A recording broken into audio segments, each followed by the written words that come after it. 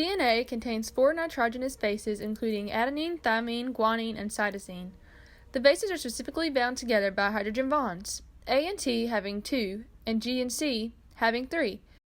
The hydrogen bonds are important for the specificity of which nitrogenous bases pair up. They are very weak forces, therefore they do not primarily contribute to holding the DNA in place.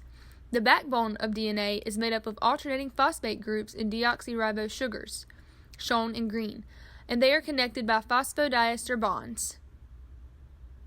The interior of the DNA, the place where the bases are located, is hydrophobic, whereas the backbone is hydrophilic.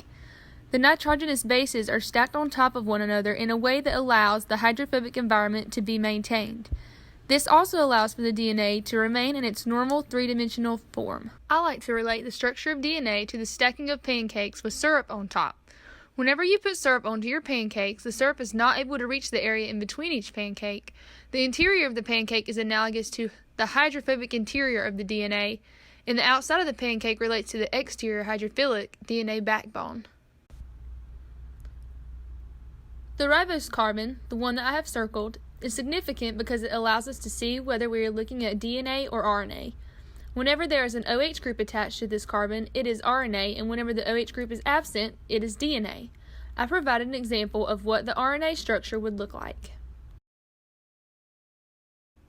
DNA also has a specific set of secondary structures that are classified as either major or minor groups.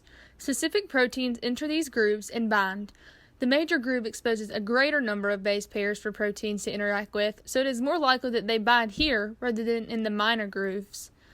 A more simple way to understand this is by drawing the letter S. The upper, smaller portion of the S represents the minor groove, and the lower, larger portion of the S represents the major groove.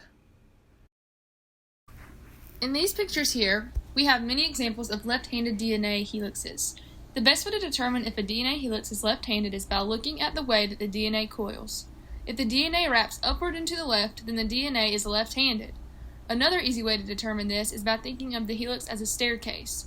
If you would use your left hand to hold on to the railing, then you have a left-handed helix, and vice versa for right-handed. I have included a picture of a left-handed spiral staircase to represent this.